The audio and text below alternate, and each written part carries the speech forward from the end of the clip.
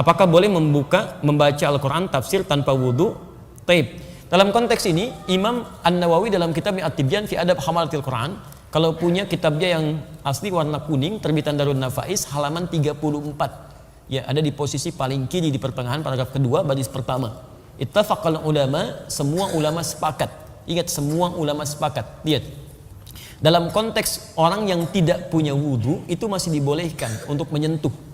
Ya, menyentuh misalnya mushaf atau ingin membaca, walaupun itu bukan yang utama. Walaupun bukan yang utama. Di utamanya Anda punya wudu. Jelas ya? Tapi kalau haid itu beda. Ya, ala annal haid, bahwa orang perempuan yang tengah haid itu kalau untuk nyentuh boleh, mushaf boleh, tapi untuk baca itu yang tidak diperkenankan. Jelas ya? Walaupun di sini ada perbedaan pendapat ulama, tapi yang paling rajih dari jumhur ulama, yang paling rajih untuk perempuan yang haid untuk baca Quran itu tidak diperkenankan. Karena kalamullah itu suci, keadaan dirinya belum suci. Tapi kalau dia mau mendengarkan tafsir itu boleh, baca tafsirnya, ya, baca tajwidnya boleh. Kalau baca Qurannya tidak, dia menunggu sampai sucinya. Makanya saya sarankan pada perempuan-perempuan, ibu yang dalam keadaan belum suci, ibu misalnya, bisa atur waktu. Saat suci ibu baca Qurannya, saat dalam keadaan sedang haid ibu baca tafsirnya, tajwidnya dan sebagainya, fikihnya, itu masya Allah. Dan berita baiknya, ketika ibu beramal dalam keadaan sucinya, kemudian saat sedang tidak suci amalan itu nggak dikerjakan, itu otomatis pahalanya tetap mengalir, Bu. Anda baca Quran satu hurufnya berapa? 10. At-Tirmidzi nomor hadis 2910. Man qara'a harfan min kitabillah falahu asyru hasanat. Siapa yang baca satu huruf dari Al-Quran, kitabullah, dapat 10 kebaikan. Ibu baca saat suci. Begitu saat haid, ibu nggak baca, ibu baca tafsirnya. Itu pahala kebiasaan ibu baca Al-Quran dituliskan seketika, sempurna pahalanya. Dituliskan.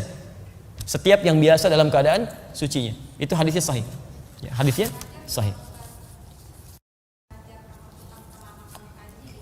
Baik, ibu ambil contoh. Para ulama di sini berhukum ketat, Bu, ya. Kalau ibu contohkan, jangan mengambil dari ayat-ayat Qur'annya. Atau ada yang kedua, memberikan solusi, tidak diniatkan untuk membacakannya, tapi diniatkan untuk mengajarkannya, bukan dalam konteks membaca. Ada yang ngambil jalan tengah itu. Baik, ya. Allahu ta'ala a'lam bissawab. Sebentar ya, saya bacakan di sini supaya teratur bacaannya. Ya, nanti ibu angkat, sana angkat, saya pulang. Bismillah. Bagaimana kalau di sini tanpa jilbab, ya? Teruskan tanpa jilbab. Tidak ada aturan yang mengatur itu, tapi kalau dalam adab itu yang sempurna dibacakan dalam keadaan yang baik. Ya, yang perempuan berwudu dulu dan kenakan jilbab yang baik, menghadap ke arah kiblat. Itu adabnya ada. Kitab Imam An-Nawawi itu bagus sekali mengaturnya.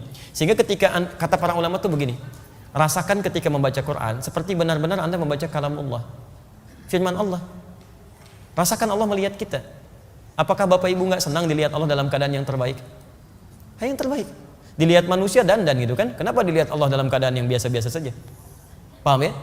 Jadi kalaupun ada kebolehannya, tapi yang utama dalam penampilan terbaiknya. Itu poinnya.